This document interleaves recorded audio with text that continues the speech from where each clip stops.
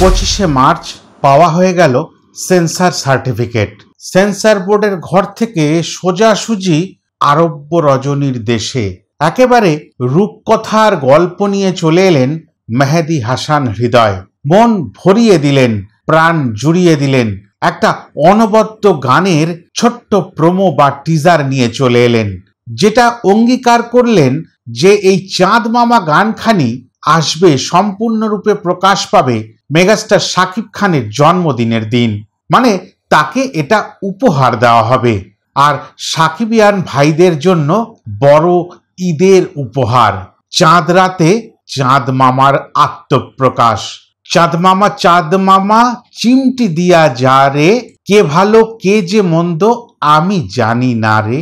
সত্যি দ্বিধা মনে নিয়ে, নিঃশ্বাস রোধ করে, বিশ্বাসকে জয় করে সেন্সার বোর্ডের সার্টিফিকেট হাতে নিয়ে একেবারে চাঁদ মামার দেশে আমরা সবাই পৌঁছে গেলাম মাত্র ২৬ সেকেন্ডের এই প্রোমো বা টিজারটির মাধ্যমে। এত সুন্দর একখানি গান তাদের ঝুলিতে ছিল, বরবাদ টিম বুঝতেও দেয়নি। শুধুমাত্র বলে গেছে একটা ভালো আইটেম নাম্বার রয়েছে। প্রীতম হাসানের লিরিক্স, টিউন, কম্পোজিশন আর তার নিজের গলায় গাওয়া অনন্য সুন্দর এই গানখানি। আর এই গানখানিতে সঙ্গত করেছেন অদিতি রহমান দোলা। সত্যি কথা বলছি, দুজনের যে গলার টেক্সচার আমরা পেলাম, যে শব্দ চয়ন করা হয়েছে, এত সুন্দরভাবে সবটা মিলে মিশে আমাদের কাছে এসে পৌঁছালো। সব থেকে বড় কথা যে এটা তো হৃদয় জয় করলই, আর যেটা জয় করে নিল পূর্ববর্তী যে ইতিহাস ছিল শাকিব খানের সিনেমা এবং তার গানকে ঘিরে, যে এত মিলিয়ন ভিউ, অত মিলিয়ন ভিউ, সব ২৮শে মার্চের পরে একেবারে ভেঙে টুকরো টুকরো হয়ে যাবে।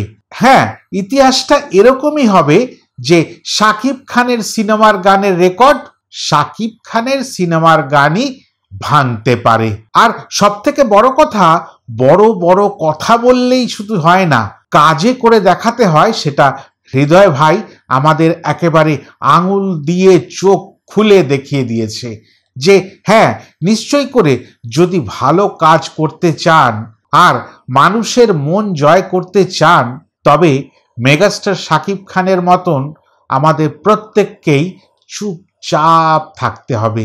আর সেই চুপচাপ থাকার পদ্ধতি প্রক্রিয়া নিয়ে তিনি একের পর এক বান মেরে চলেছেন সোশ্যাল মিডিয়ার বুকে। প্রথমে দ্বিধা, তারপরে নিঃশ্বাস, আর এবার চাঁদ মামার কাছে গিয়ে একেবারে তার থেকে চিমটি খেয়ে আসার উপক্রম তৈরি করে দিলেন। যেতে হবে সামনে ঈদ, চাঁদ রাতে চাঁদ মামার ঘরে। আর সেই সুন্দর পবিত্র ক্ষণ ২৮শে মার্চ ২০২৫। কেন? বাংলাদেশের মেগাস্টার শাকিব খানের জন্মদিন যে সেদিন আরেকটি পুণ্যতিথি, যে তিথিতে একজন মহামানব জন্মেছিলেন। দেখতে দেখতে অনেকগুলো বসন্ত পার হয়ে গেল, আর একটা বসন্ত পার করে নতুন ভাবে, নতুন আমেজে শাকিব খান চলে আসছেন। আর ওই দিনই তো তাণ্ডবেরও তাণ্ডব লীলা শুরু হবে।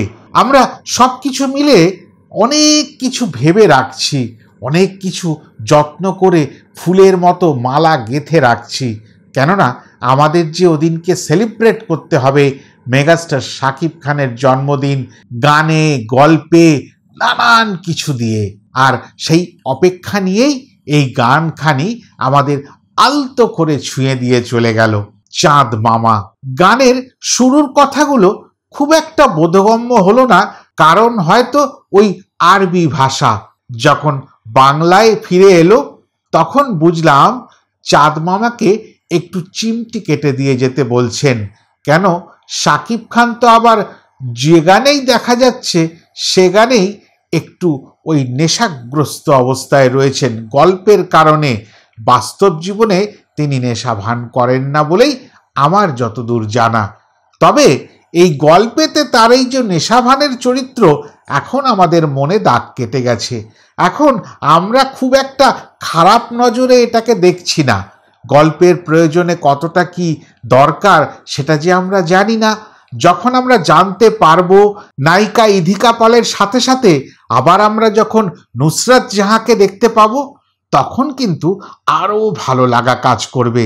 রয়েছেন আরো অনেকে, তবু এই গানখানির মধ্যে ওই আরব্য রজনীর মতন করে সেট সাজানো, অসাধারণ লাগছে তার কস্টিউম, অসাধারণ লাগছে তার লাইট, অসাধারণ লাগছে তার কালার ট্রিটমেন্ট, এবং প্রত্যেক জায়গাগুলোকে একেবারে একত্রিত করে সবার ওপরে সুন্দর লাগছেন মেগাস্টার শাকিব খান, আর সাথে নুসরাত জাহান নিশ্চয়ই করে।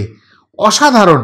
এপার বাংলায় নুসরাত জাহানকে এই ধরনের রূপে এই মুহূর্তে কোনো সিনেমায় দেখেছি বলে মনে করতে পারছি না। তিনি একজন পরিপক্ক অভিনেত্রী, তিনি অনেক ভালো ভালো সিনেমা আমাদের উপহার দিয়েছেন, কিন্তু মেগাস্টার শাকিব খানের সঙ্গে এই আইটেম সং করার পরে আর একটা উড়াধুরা হতেই পারে, বা উড়াধুরারও রেকর্ড ভেঙে চুরমার করে দিতে পারে এই চাঁদ মামা, যেখানে শাকিব খানকে 2-3 রকমের কস্টিউমে দেখতে পাচ্ছি। প্রত্যেকটি কস্টিউমে শাকিব খান অসাধারণ, অনন্য, অনবদ্য। সত্যি কথা, এত ভালো লাগা যদি কাজ করে একজন পুরুষের মনে, তাহলে নারীদের পরিস্থিতি কি হচ্ছে এটা কিন্তু বুঝতে বেশি একটা দেরি হয় না।